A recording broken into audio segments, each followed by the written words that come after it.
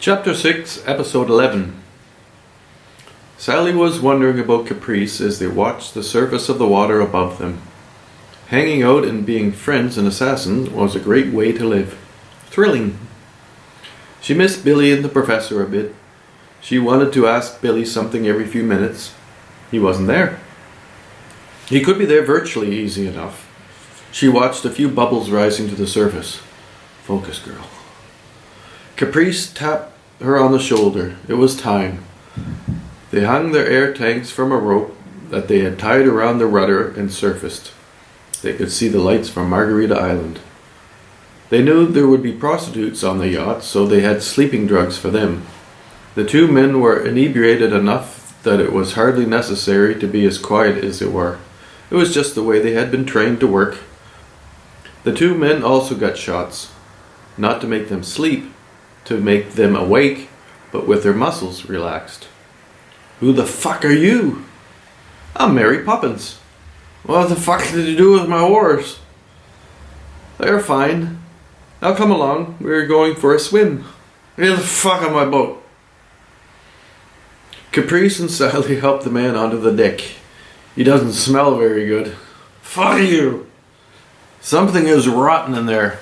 I can't make a face of his face. It's him. They pushed him over the side and went to get the other man. He was still far too drunk to get out more than a mumble on his way to the deck. Caprice had a good look at him, nodded, and pushed him into the water. His friend, or better said, business associate, tried to get him to the surface, but it was enough trouble to keep on it alone, especially when cursing half your air away. Sally lifted the anchor and jumped overboard to put on her air tank and prepared for leaving. Caprice started the engine.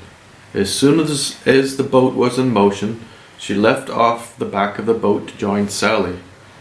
The boat was moving very slowly but fast enough that by morning it would be well out of sight of Margareta Island. With the help of their electronic swimmers, Sally and Caprice were sitting on their deck in the Margareta Hotel drinking tea and watching the stars. They didn't talk about what they had done, no high fives or good job.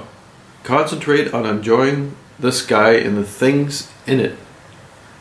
Life was brutal and short. In the next week their assignment was to play the role of two women enjoying the luxury of a small villa. I think today I will buy a hat. What kind of a hat? Maybe a straw hat.